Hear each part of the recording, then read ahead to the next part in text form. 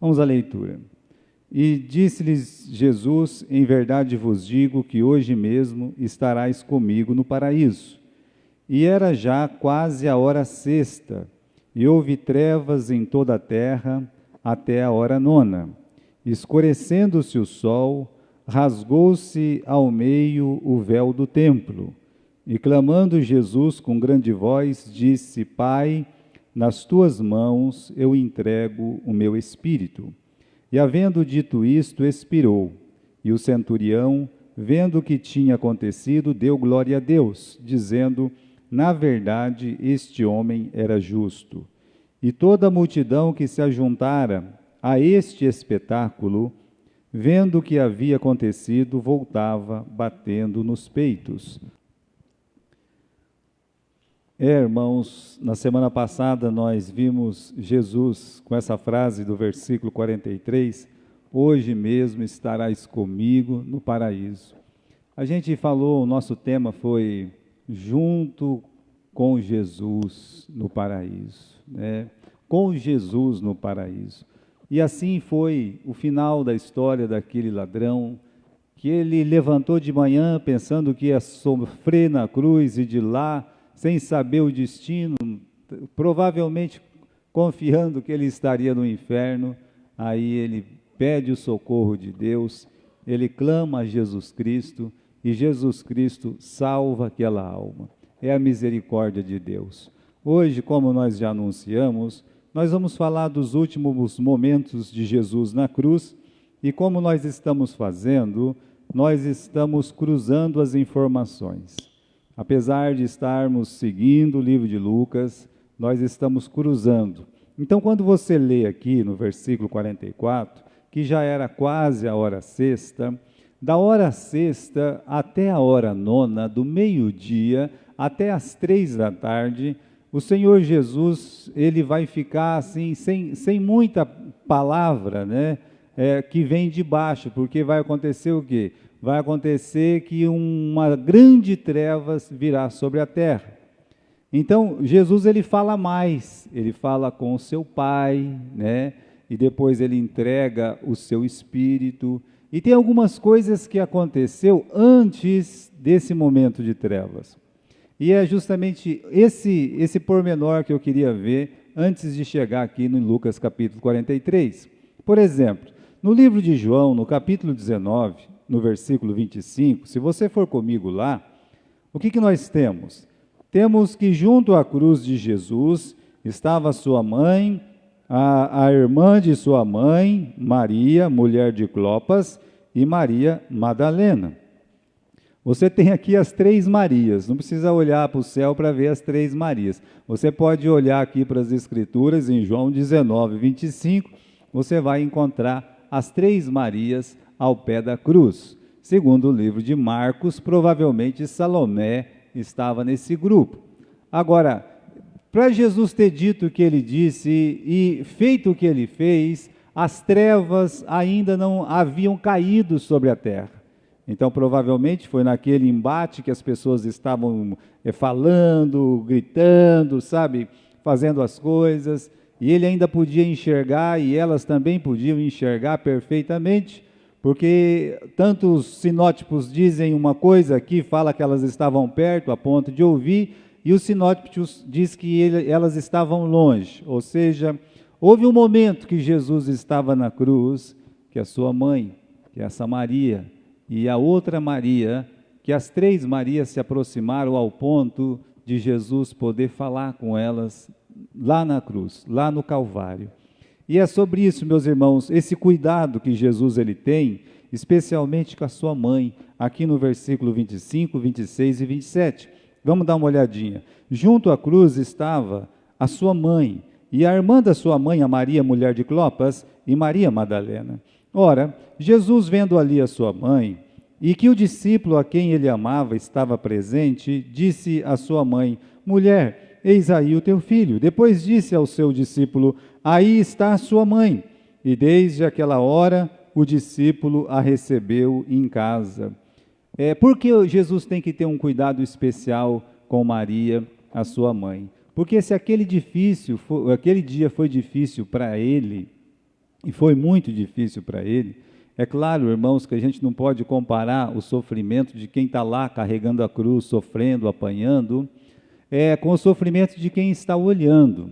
Mas uma coisa é você estar olhando. Eu disse que aquela questão emocional não é a coisa que mais conta. Agora também nós temos que respeitar a dor de um coração de uma mãe.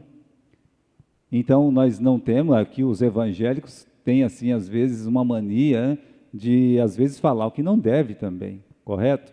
Aqui nós temos que respeitar que Cristo, né, ele veio, é filho da mulher, quer dizer, no sentido que como homem teria que nascer de uma mulher, e ele nasceu.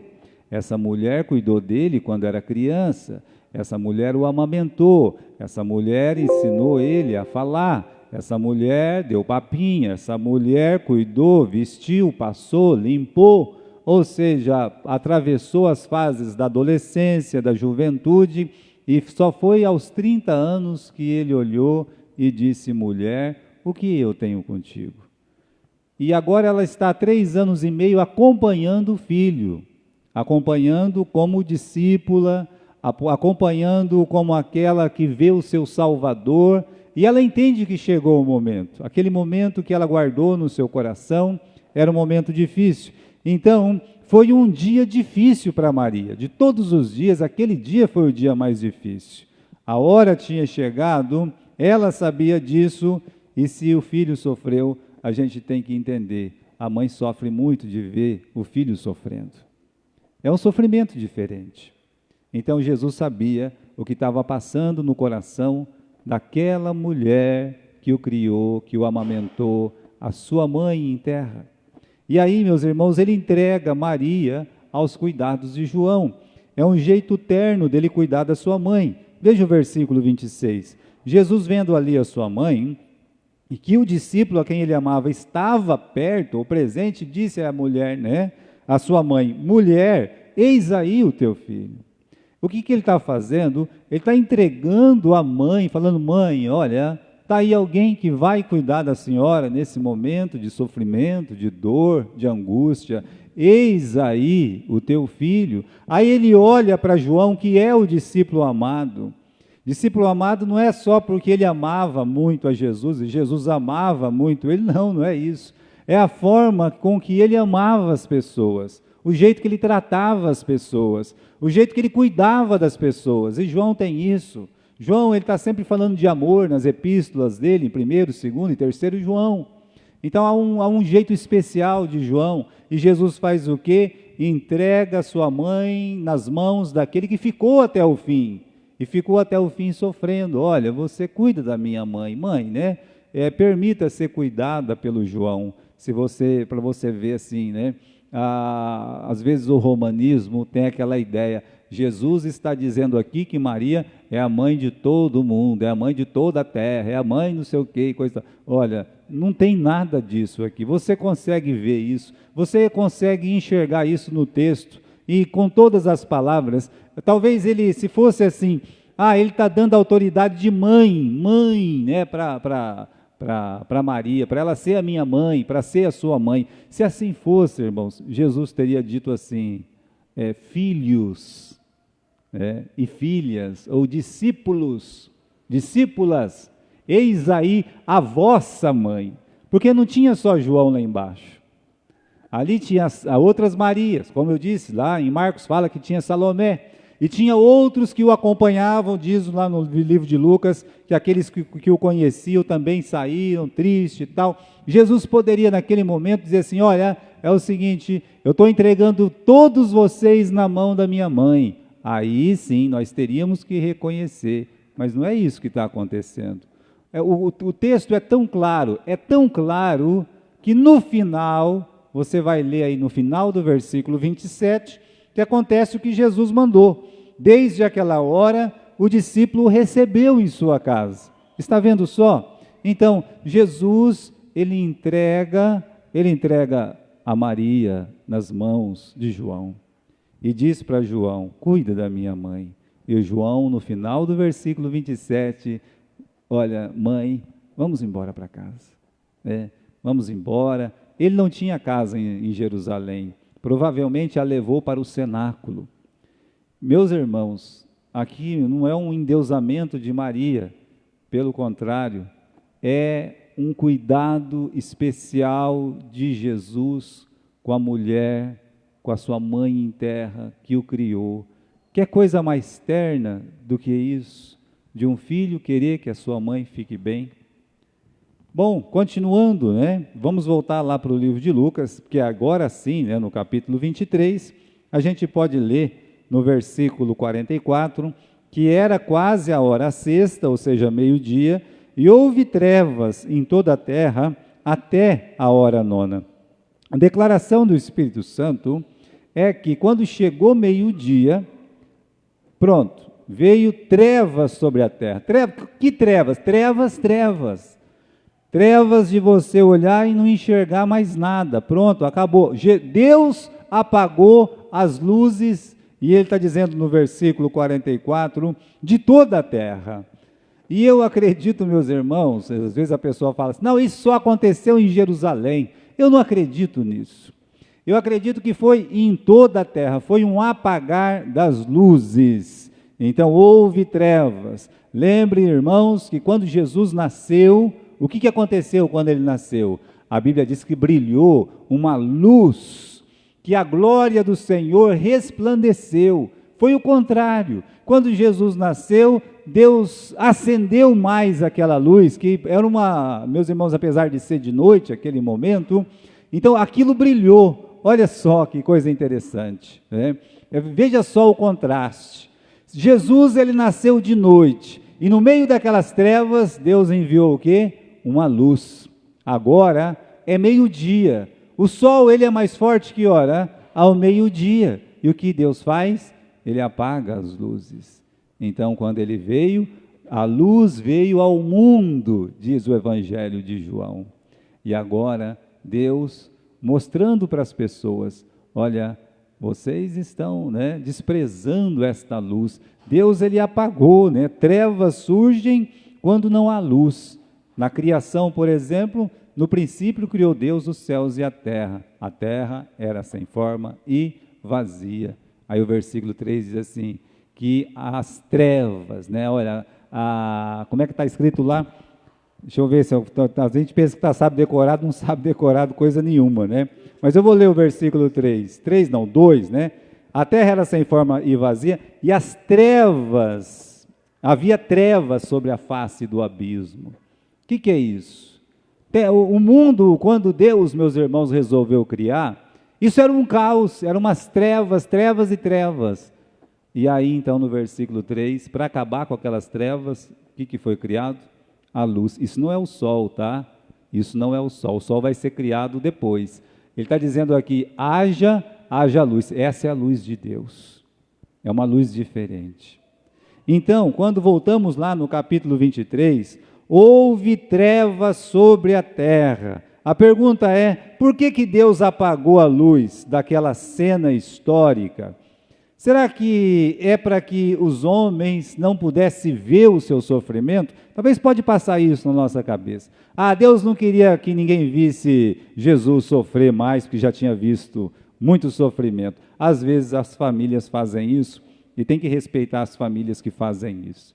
Às vezes o filho está doente, ou a filha, ou o pai, ou a mãe, está na cama de um jeito muito triste, aí as pessoas falam, meu pai não pode mais, ou a minha mãe, ou meu filho não pode o quê? Receber mais uma visita. A gente tem que respeitar. Então podia alguém dizer assim, olha, Deus apagou as luzes porque ele não queria que ninguém mais visse. Era muito sofrimento, né? A cena era muito dolorosa. E aí você vai ter uma impressão errada. E não é verdade isso, porque quando Deus apagou as luzes, foi justamente o contrário. É porque o homem, ele não podia ver. Não é porque ele não podia ver, porque a cena ela era dolorosa demais. Não. Triste demais. Não. É porque era uma cena santa demais. Olha o que diz o livro de Levítico, no capítulo 6 e no versículo 25. Diz assim, no lugar onde se degola o holocausto. É como se Deus estivesse dizendo assim, lá no Calvário. Vou ler de novo. No lugar onde se degola o holocausto, lá no Calvário, né, se degolará a expiação do pecado. Ele o fez pecado por nós, ou seja, Cristo vai morrer. O que está dizendo aqui é que lá no Calvário, Cristo vai morrer perante o Senhor. Escute só, perante Deus. Aí no final escreve assim, coisa santíssima é. A cena era tão santa, aquela entrega era uma cena santíssima, de tal forma que os homens não podiam enxergar. Não podia, Deus apagou as luzes. A oferta pelo pecado, irmãos, era para a satisfação do Pai, não para a satisfação do ego humano. E o homem não pode compreender isso e nem sentir isso. Aquele momento foi tão duro. Vamos voltar aqui no capítulo 23, agora no versículo 44. Era quase a hora sexta, houve trevas sobre a terra até a hora nona. Tá bom? Eu preciso que você vá comigo no Evangelho de Mateus, no capítulo 27 e versículo 46. Naquele momento que as luzes se apagaram, 27, 46. E perto da hora nona, veja só, depois de 3 horas em grande trevas, e talvez um silêncio ali, debaixo da cruz, as Marias se afastando, os discípulos se afastando, ninguém mais podendo enxergar o que estava lá sobre a cruz, a não ser se chegasse muito perto, e ainda de forma dificultosa, Jesus, ele dá o grito de abandono, ele diz, Eloi, Eloi, lama sabachthani. Meu Deus, por que me desamparaste? Esse é o grito de abandono lá na cruz. Esse grito de abandono na cruz, ele foi feito por Davi. E Davi, pelo Espírito Santo, ele enxergou a cruz 1000 anos antes. E ele enxergou não somente a cruz, como ele ouviu esse clamor, Eloi, Eloi, lama sabachthani. E ele, naquele momento difícil que ele estava vivendo, eu estou dizendo, pelo Espírito Santo, começa o Salmo 22 dizendo, meu Deus, por que me desamparaste? Mas Deus desamparou o Filho? Meus irmãos, Jesus estava naquele momento se fazendo pecado por nós. E Deus não pode ver o pecado. Se você abrir no livro de Abacuque, no capítulo 1, no versículo 13, vamos comigo lá em Abacuque, capítulo 1 e versículo 13. Diz assim, tu é tão puro de olhos que não pode ver o mal, e a vexação não podes contemplar. Lembre-se que Jesus o fez pecado por nós. Naquele momento, era o momento da substituição. Jesus estava se fazendo pecado por nós e o Pai, ele não pode ver o pecado. Deus, ele não pode ver o pecado, por isso ele virou o rosto, por ser santo, porque o pecado desagrada a Deus. Porque se o Pai acudisse o Filho, como acudiu lá no deserto, com os anjos, como ele acudiu no Getsêmani, com os anjos, ele poderia acudir novamente na cruz, não podia? Ele acudiu lá no deserto e os anjos vieram sustentá-lo. Ele estava derramando sangue no Getsêmani, os anjos vieram e o sustentaram.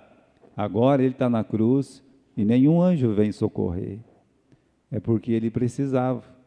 Jesus, meus irmãos, ele estava se entregando por nós, o Pai estava entregando o Filho, só que Deus, como Deus, ele não pode ver a vexação, ele não pode ver o mal. Então Jesus, ele ficou completamente só, completamente desamparado, como um pecador ficaria sem Deus neste mundo, completamente só, completamente desamparado. Ele o fez pecado por nós, sozinho lá na cruz. Agora, esse abandono, ele não foi permanente. Jesus, ele vai entregar o seu espírito, né? E a palavra de Deus, no livro de Isaías, no capítulo 53, tem aquela frase, que agradou moê-lo. Se você abrir comigo lá no capítulo 53, apesar do Pai, apesar de Deus, virar o rosto naquele momento, a ponto do filho clamar, meu Deus, por que me desamparaste? Jesus, ele está dizendo para o Pai, meu Pai, aceita essa oferta. Esse é um momento muito duro, né? Deus com o rosto virado, porque ele não pode ver o mal. Aí Jesus, ele olha para o Pai e é como se ele dissesse, aceita esta oferta, aceita. E aqui em Isaías 53, versículo 10, todavia ao Senhor agradou moê-lo. Deus não é sádico, Deus, ele não gosta de ver as pessoas sofrerem, sabe, que as pessoas morram, não, isso é sadismo. Deus não é. O que está dizendo aqui é que Deus, ele ficou feliz em moê-lo, ou seja, houve uma satisfação de Deus, conforme nós temos no versículo 12. Vamos encontrar aqui, né? Nós temos o versículo 10, né? Que diz que, todavia, o Senhor agradou moê-lo, fazendo enfermar, quando a sua alma se puser por expiação do pecado. Então, naquele momento, foi a satisfação. Olha o versículo 11.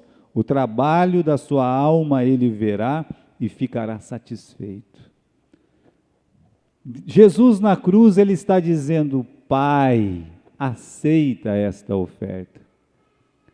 Quantos bodes, ovelhas, quantos cabritos foram derramados desde o tempo de Adão, tempo de Abel, desde o tempo de Noé. Deus aceitou muitas ofertas, mas nenhuma oferta podia ser perfeita ao ponto de dizer assim, olha, depois desta oferta não precisa de mais nada. Jesus, ele se entrega.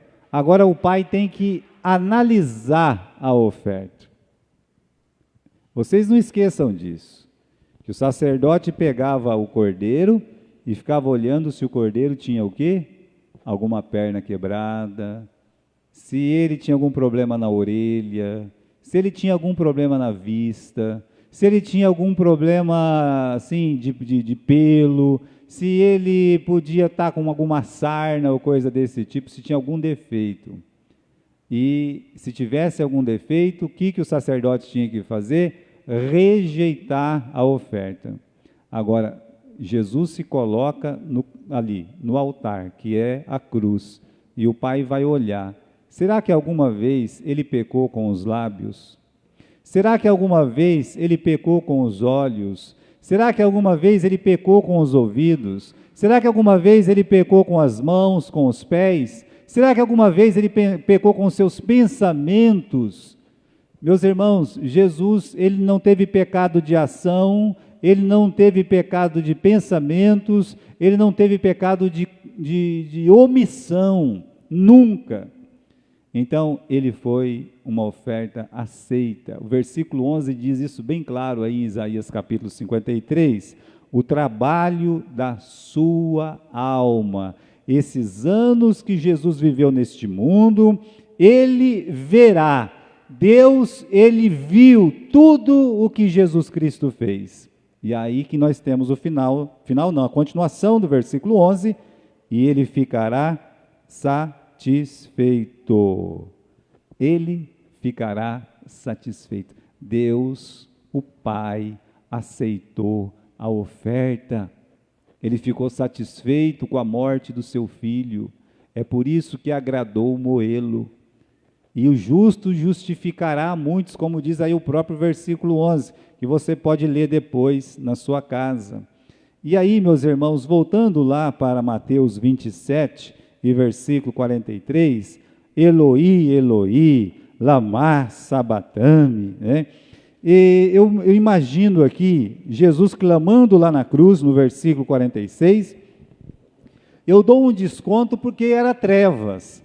Eu dou um desconto porque eles não estavam conseguindo enxergar direito, mas não é um desconto descontável assim a todo não, tá?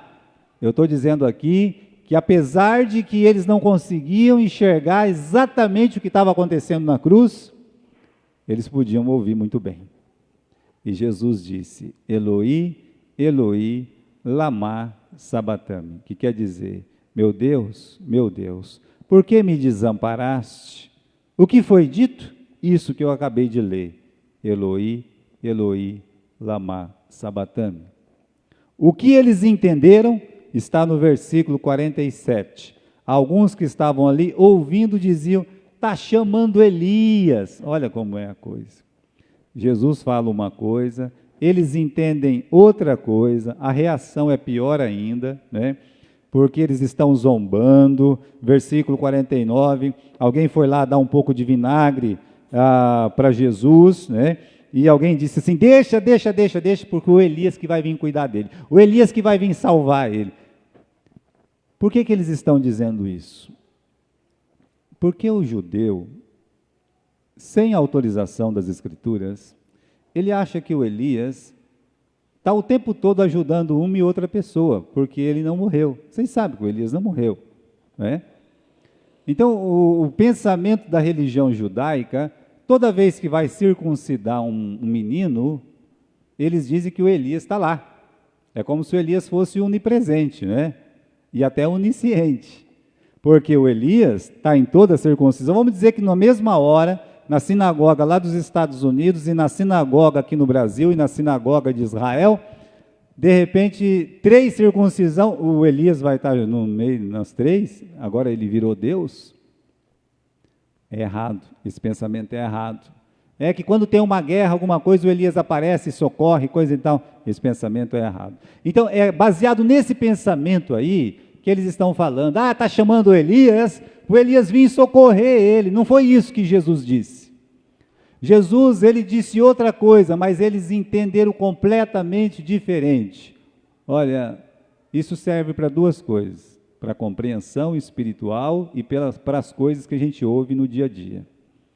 Você tem uma compreensão espiritual conforme as Escrituras, você é o que a Bíblia está dizendo, que você está crendo, porque às vezes a pessoa pega só uma frase e pronto, acabou. Vai falando aquilo ali, fora do contexto, a Bíblia está falando uma coisa, mas eles entendem outra completamente diferente. Completamente diferente.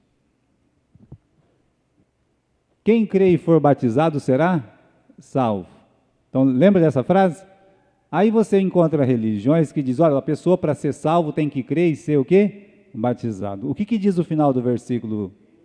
Quem não crê será o quê? Condenado. A questão não é o batismo, a questão é a fé em Jesus. Mas vai tirar isso da cabeça deles. Então, às vezes, que Deus fala uma coisa, eles entendem outra completamente diferente. Eles trocam alhos por bugalhos. Mas na vida do dia a dia, isso acontece muito.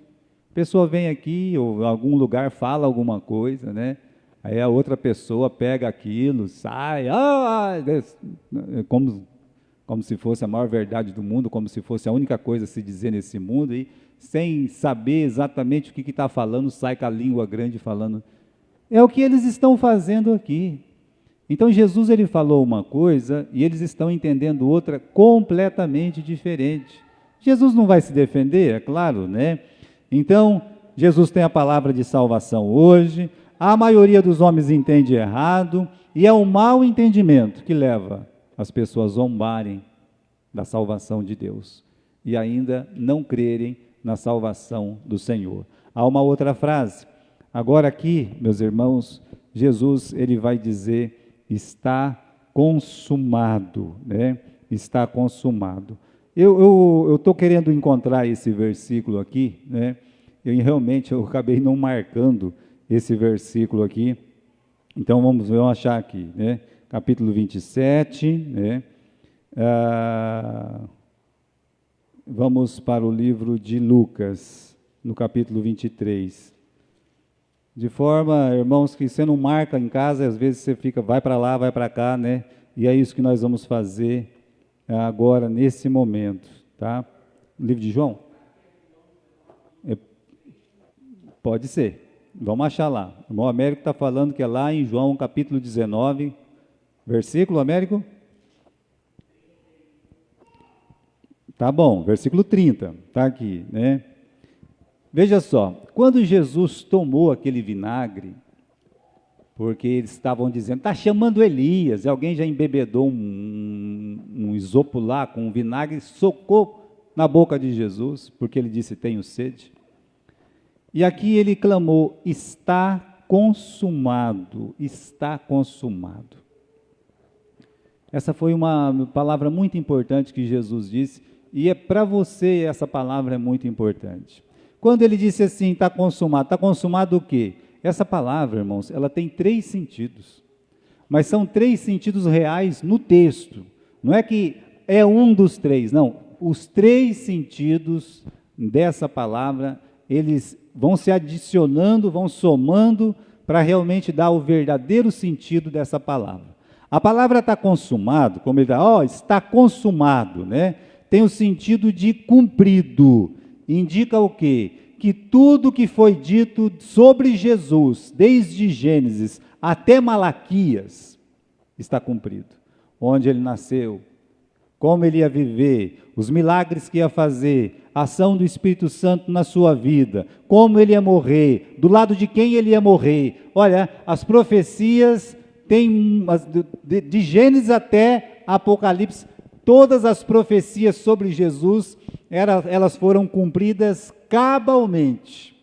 Não ficou nada sem ser cumprido. Então ele está dizendo, está consumado, ou seja, está cumprido. Toda a Bíblia, de Gênesis a Malaquias, está sendo cumprida. O que falaram de mim está sendo cumprido. E se cumpriu, meus irmãos. Se cumpriu. Nascido de mulher, não é? A forma horrorosa que ia morrer, conforme nós aprendemos de Isaías 53, como ele ia fazer no ministério dele, tudo foi cumprido. Então, está consumado, ou seja, cumpriu-se as Escrituras. O segundo sentido, consumado no sentido de acabado. Eu disse para vocês que os judeus, não é, e Israel, eles tinham que fazer isso, não é uma questão judaica, isso aqui é uma questão do pecador, ou seja, aquela imagem do Abel ofertando uma oferta, aquele cordeiro que estava morrendo, mas aí quando alguém pecava, Abraão pecou, o cordeiro do Abel não valia para o Abraão, o cordeiro do Abraão não valia para o Isaac, o cordeiro do Isaac não valia para Jacó, o cordeiro de Jacó não valia para José, e nem de José valia para seus filhos, e nem para Davi, nem de Davi para os seus filhos, não. Cada um que pecou tinha que levar um cordeiro, para quê? Para expiação dos seus pecados. Aqui ele está dizendo, está consumado, ou seja, acabou. A obra da cruz não podia ser repetida. Não precisava mais morrer nenhum cordeiro. Está acabado.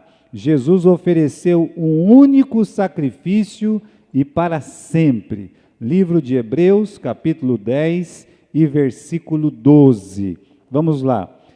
Havendo este oferecido um único sacrifício pelos pecados, está assentado para sempre à destra de Deus. Então ele ofertou, ele se entregou, e desde que Jesus morreu na cruz, não tem necessidade de nenhum cordeiro morrer mais. Agora, há uma movimentação israelita muito grande para que o sacrifício seja renovado, para que novamente eles possam matar os seus cordeiros. E pode ser que em algum recanto deste mundo alguém o faça. Mas qual é o valor de matar um cordeiro hoje?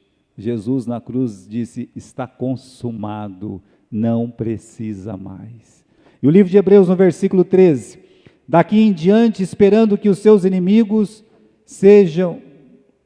Qual que eu li? Versículo 12, né? Agora é o 13. Daqui em diante, esperando até que os seus inimigos sejam postos por escabelo dos seus pés. Porque com uma só oferta oferta aperfeiçoou para sempre os que são santificados. Acabou. Jesus está dizendo, está consumado, não precisa mais morrer nenhum cordeiro. Eu sou o Cordeiro de Deus que tira o pecado do mundo. É isso que está acontecendo aqui. Agora, mais irmãos, além do sentido de cumprido das Escrituras, de acabado, que não tem necessidade mais de morrer nenhum cordeiro, consumado tem um sentido de está pago, está pago. No original, nós temos a palavra tetelestai. Aí disso eu me lembro do pastor Edson. Nós fomos fazer juntos um estudo que chamava Evangelismo Explosivo. E cada um pega uma parte, sabe, do estudo. Eu me lembro que quando a gente saía para evangelizar, quando era a vez dele evangelizar, uma vez eu era a vez dele, quer dizer, os dois tinham que fazer uma parte, né? E a gente saiu muito, a gente trabalhou muito. E ele enfatizava essa palavra, tetelestai, né? Porque é uma das palavras que se enfatizava no curso. E ele falava, né? O que significa essa palavra? Irmãos, quando um condenado daquela época, vamos dizer que ele roubou, fez um levante, sabe? E aí a ficha criminal dele, a capivara dele, tinha um monte de coisa, né? Ó, você que está em casa, o que está escrito no papel aqui, é o que está lá na tela lá. E tem aí também? Né? Oi? Tá desse lado. E você tem aí também, né? Por isso que eu sei tudo que eu estou falando, tá? Então, o que eu estava falando mesmo? Do Edson, né? De tetelestai. Ele enfatizava isso. Um ladrão, um bandido, quando ele tinha a capivara dele levantada, e aí com tantos crimes, quando era perdoado, ou seja, quando ele cumpriu os 30 anos de cadeia, quando ele levou as 50 chibatadas, quando ele já sofreu bastante, aí o juiz, né, pegava, riscava todas as condenações naquele papiro e escrevia embaixo tetelestai, ou seja, ele já pagou. É isso que quer dizer a palavra tetelestai, ou seja, quando Jesus fala está consumado, ele está dizendo o teu pecado está pago, paguei, pronto, está pago. Aí você vai num lugar aí, vamos dizer, antigamente as pessoas, o seu Carlos da padaria lá em Galha, eu fui comprar pão, eu era morador lá, e todo dia ele levava dinheiro. Ele falou assim, ô meu filho, aqui não funciona assim não. Aqui, a gente vai marcando, aí depois, uns 30 dias, você vem e paga tudo de uma vez. Ah, beleza, então assim. Aí tinha aqueles papel de pão, né? Marcava num, marcava no outro, eu não sei como é que eles conseguiam acertar, mas eles conseguiam acertar. E aí chegava no final do mês, pagava, fazia um risco lá, pago, né? Você acabou de pagar a sua conta, então eu não devo mais. Sabe aquela mentira que você contou, você que já tem Jesus? Sabe aquele mal que você fez? Sabe todos os seus erros, as tuas falhas, todas as suas culpas? Jesus aqui está dizendo, está pago. É por isso que as pessoas não vêm a Cristo, porque elas são orgulhosas, elas falam, eu vou melhorar, eu vou ser bom, eu vou ser aquilo. Elas não confiam que Jesus é que pagou a conta. Jesus pagou toda a nossa conta. Já pensou que legal se eu chegasse no final do mês e falasse assim, ô seu Carlos, desce aí a minha conta. E ele fizesse a conta, ele falou assim, rapaz, está escrito aqui embaixo, pago. Você não me deve nada. Não, mas eu comi pão o mês inteiro. Está aqui, meu amigo, está escrito pago aqui, eu não posso receber. Vou ser sincero, eu ia ficar contente. Alguém pagou? Pagou. Beleza, se alguém pagou essa conta aí, tá, né? Eu não vou nem perguntar quem foi, né? Está pago, está pago. Nesse caso, a gente sabe quem pagou a nossa conta. A última coisa que Jesus disse lá na cruz, para todo mundo ouvir, né, foi para as pessoas, está pago, eu estou pagando. Eu quero que você vá comigo lá no livro de Romanos, no capítulo 8, e versículo 1. Vamos lá? Romanos, capítulo 8, e versículo 1. Portanto, agora, nenhuma condenação há para os que estão em Cristo Jesus. Repare bem, o que o Paulo está dizendo aí. Agora, nenhuma condenação há. Você já entregou sua vida para Jesus? Nenhuma condenação há para os que estão em Cristo Jesus. Não é para os que são bons, não é para aqueles que, eu fiz isso e aquilo, eu mereço. Não, não. Nenhuma condenação há perante Deus para os que confiam em Jesus, confiam na obra meritória de Cristo. É isso que ele está dizendo, que não andam segundo a carne, mas segundo o Espírito. Você vai ver aqui, meus irmãos, que a salvação depende tão somente, unicamente, exclusivamente de Jesus, para os que estão em Cristo Jesus. Agora, eu quero que você vá lá, no livro de Colossenses, capítulo 2 e versículo 14. Colossenses, capítulo 2 e versículo 14. Eu prefiro ler do versículo 13. Quando vocês estavam mortos nos pecados, na incircuncisão da vossa carne, Ele vos deu vida, juntamente com Ele. Olha essa frase. Ele vos deu vida juntamente com Ele. A vida veio de Jesus para você viver com Jesus. E aí, e tirou do meio de nós, versículo 13, no final. Perdoando-vos todas as ofensas, é o final do versículo 13. Ele vos deu vida juntamente com Ele, perdoando-vos todas as ofensas, havendo riscado a cédula que era contra nós nas suas ordenanças. A tua capivara, a tua ficha criminal diante de Deus. Como é que é a tua ficha criminal diante de Deus? Você tem uma ficha limpa? Você pode dizer, olha, eu não tenho culpa nenhuma, eu não tenho pecado nenhum, eu estou isento de tudo. Você pode dizer isso para Deus? Eu sei que você não pode. Nós aqui dentro não podemos, e quem está nos ouvindo sabe que não pode dizer, não, eu não tenho nenhum pecado, eu sou um pecador. Aqui Deus está dizendo para nós, no versículo 14, que Ele riscou a cédula que era contra nós nas suas ordenanças. Lembra que Ele disse tetelestai? Então tudo que nós fizemos, primeiro Ele riscou e Ele escreveu embaixo, está pago.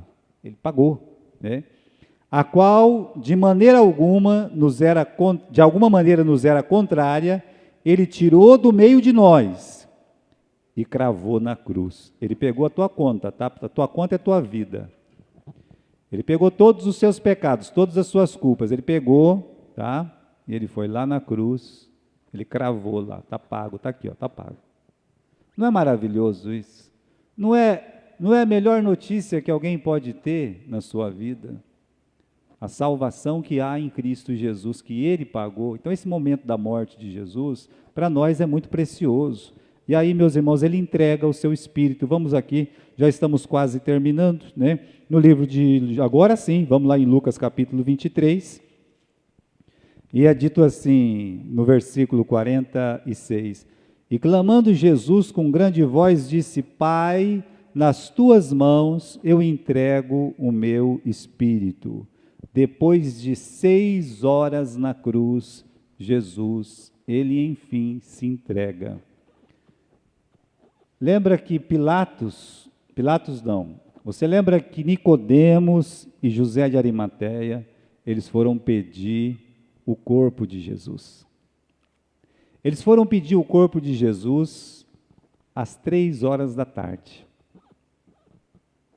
A hora 9.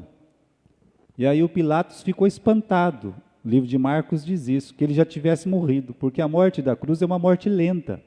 A pessoa demora demais para morrer. Não era para morrer 3 horas da tarde. Era para ficar lá até de noite sofrendo, para outro dia, para morrer. Não é para morrer assim, não. Então Pilatos nem acreditou que ele realmente estivesse morto, a ponto de fazer o quê? Pegar um soldado, mandar lá ver, ver se morreu mesmo, tá? Para tirar ele lá da cruz. Isso você encontra essa história no livro de Marcos. Então, meus irmãos, a Bíblia diz que ele entregou, ele diz, Pai, nas tuas mãos eu entrego o meu espírito. Se um daqueles dois morre do lado de Jesus, eles teriam ressuscitado. porque eles estavam diante da vida. Agora Jesus morreu primeiro que aqueles dois. Aqui, irmãos, Jesus entrega, ele diz: Pai, nas tuas mãos eu entrego o meu espírito.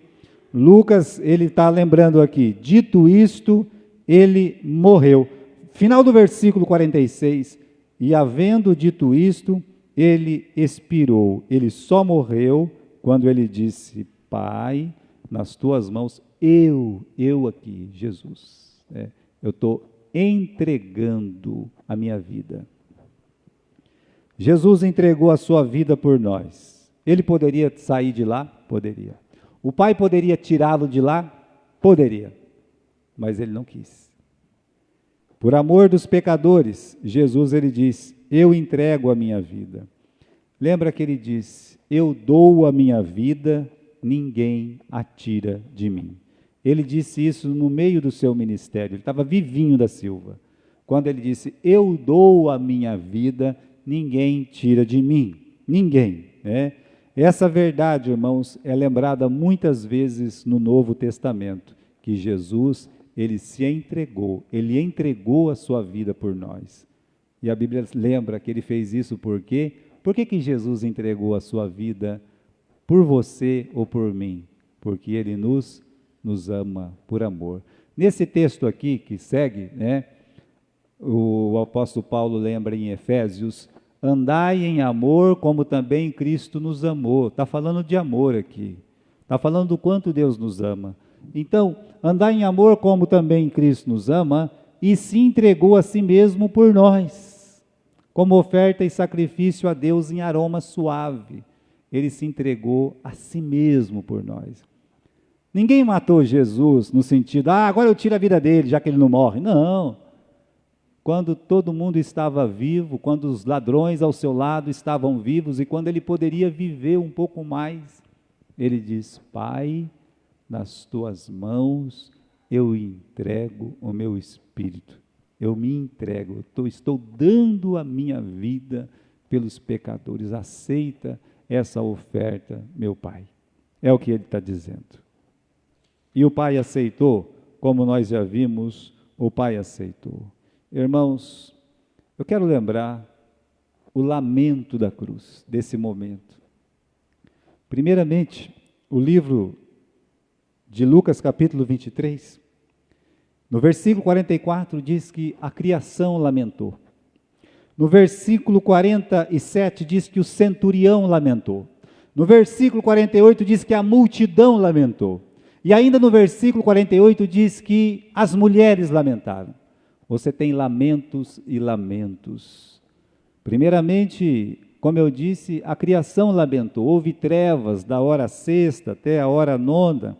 A criação está dizendo: que horror, né? Que horror. O centurião, meus irmãos, no versículo 47, vendo o que tinha acontecido, deu glória a Deus, dizendo: na verdade, este homem era justo. Desde que Jesus foi preso à noite, um centurião o acompanhava, como diz o Evangelho de João. Seria este que viu as acusações dos sacerdotes, o interrogatório com Pilatos, com Herodes, com Pilatos de novo, o clamor das pessoas dizendo: crucifica-o, crucifica-o, solte Barrabás. Viu tudo isso? Ele conhecia Barrabás, porque é um centurião, provavelmente ajudou a prender o Barrabás, comparando Barrabás com Jesus. Ele podia dizer: como é que eles conseguiram escolher Barrabás e desprezar a Jesus? Como? Explica isso. Então ele vendo tudo isso, estava lá, talvez ele participou lá jogando uma sorte para pegar as roupas de Jesus, mas chegou esse momento, Jesus morreu na frente dele, ele estava lá debaixo, estava conferindo. Será que ele ouviu: Pai, nas tuas mãos eu entrego o meu espírito? De sorte, meus irmãos, que ele chega a uma conclusão. Versículo 47. Este homem era justo. Este homem era justo. O Evangelho de João diz que este é realmente o Filho de Deus. É uma declaração de fé, é um lamento de fé. Mas antes dele fazer isso, antes dele dizer, este homem é Deus, este homem é inocente, a Bíblia diz que ele fez o quê? Ele glorificou a Deus. Podemos dizer que esta é a primeira salvação debaixo da cruz, ou após a morte de Jesus. Este homem era justo. Foi o segundo lamento. A multidão, a Bíblia diz no versículo 48, começou a lamentar também, bater no peito, sabe, a sair. Eu acredito que essa multidão, né, como ela está exposta aqui no versículo 48, que se ajuntou para ver o espetáculo, está vendo? Então, eles foram lá para ver o espetáculo, aí morreu o inocente, deu aquela dó, aquele sentimento de tristeza, né? E essas pessoas saíram batendo no peito, batendo, chorando, né? Clamando lá. A Bíblia diz também que os conhecidos lamentaram e as mulheres lamentaram. Os outros evangelhos falam sobre isso. Conhecidos como José de Arimateia, como Nicodemos, as mulheres que eram aquelas que o acompanhavam desde a Galileia. Eu acho que aí é uma mistura, né? É uma mistura de tristeza porque Jesus morreu. Essa é uma tristeza verdadeira, tá? Eu tiro a multidão, porque a multidão, se morre, chora, se estão batendo, eles riem. Você está vendo? Multidão é levada por emoções. Agora as mulheres e os conhecidos, como diz os outros evangelhos, esses não. Esses realmente estavam sentindo a morte de Jesus e também havia um sentimento de decepção. Eles não esperavam que aquele fim pudesse ser possível. Morreu. Lembra dos 2 discípulos de Emaús? Nós esperávamos que fosse ele que remisse a Israel. Eles não estavam acreditando que Jesus realmente pudesse ter sido morto. E eles eram discípulos de Jesus. Então, antes da ressurreição, da notícia da ressurreição, teve um abatimento nos seguidores de Jesus, uma decepção, porque eles não queriam que Jesus morresse. Essa é a verdade. Eles ainda não entenderam que para eles viver, Jesus tinha que morrer. Depois eles entenderam. Por isso, meus irmãos, o Evangelho não é só vida de Jesus, não é só morte de Jesus, é o quê? É ressurreição. Por isso Paulo ele enfatiza tantas vezes em 1 Coríntios capítulo 15, né? Se ele não ressuscitou, é vã a nossa fé, é vã a nossa pregação, então nós não somos salvos. É tríplice o Evangelho, é a vida, é a morte, é a ressurreição. Morte, sepultamento, ressurreição. Eu quero terminar fazendo essa pergunta, né? Olhe para a morte de Jesus. O que você vê na cruz? O que você vê ali no Calvário? O que é a morte de Jesus para você? É apenas mais uma morte? Morreu mais um? Nossa morte agora na Covid virou apenas um número. Vocês sabem disso. Nós viramos apenas uma estatística. Um que morre virou um dos 2.000. Mas existe uma família chorando no meio daqueles 2.000. Mas será que é só uma morte a mais? É um mito que vem da mitologia, né? Aquela narrativa fantástica. Será que isso é um mito, né? Uma coisa inventada pelo povo judeu e tal? Não. Uma tragédia. Ai, que tragédia. Tipo Titanic, aconteceu, mas é uma tragédia. Também não. O que é a morte de Jesus para você? Você crê na Bíblia que a morte de Jesus faz parte do plano eterno da salvação de Deus? Então, a morte de Jesus representa isso para você, que aquilo faz parte de um plano eterno, desde a fundação do mundo, da criação do mundo, do pecado do homem, da promessa de que a semente da mulher esmagaria a cabeça da serpente, a promessa de que morreria um para salvar a todos. Você entende que faz parte de um plano eterno de salvação? Você acredita que Jesus morreu? Tem gente que não acredita que Jesus morreu. Quem é esse homem? Um semideus? Aí nós seríamos, meus irmãos, melhor acreditar na mitologia grega. A história deles é interessante, né? Mas é um homem? É alguém importante? Ou você crê que era o próprio Deus, o Verbo se fez carne e habitou entre nós? E a pergunta mais importante é por que Jesus morreu? Os judeus disseram porque ele era um agitador. Os judeus disseram, né, que ele estava fazendo ali um levante, que ele não queria que as pessoas pagassem imposto. Por que que Jesus morreu? Ah, alguém pode dizer, porque os judeus são ciumentos, é por isso, né? É ciúme dos judeus. Ou você pode falar como Paulo. Eu disse de 1 Coríntios capítulo 15, mas Paulo fala assim, né? Cristo morreu pelos nossos pecados. É por isso? Então você acredita que Jesus morreu por você para salvar a sua alma, você é um pecador, a mim pecador, falhos na presença de Deus, caminhando para o inferno, e agora Deus, Ele cumpre o plano de salvação em Cristo na cruz e morre pelos meus pecados. É por isso? Aí a última pergunta, a morte de Jesus já mudou a sua vida? Eu não acho que a vida daquele centurião foi a mesma a partir daquele dia. Vocês acreditam que seja? Eu não acredito. A vida dele foi muito diferente. Algo muda na nossa vida quando nós nos entregamos a Jesus. É essa mudança, é essa transformação que nós estamos interrogando aqui. A morte de Jesus já mudou a sua vida? Então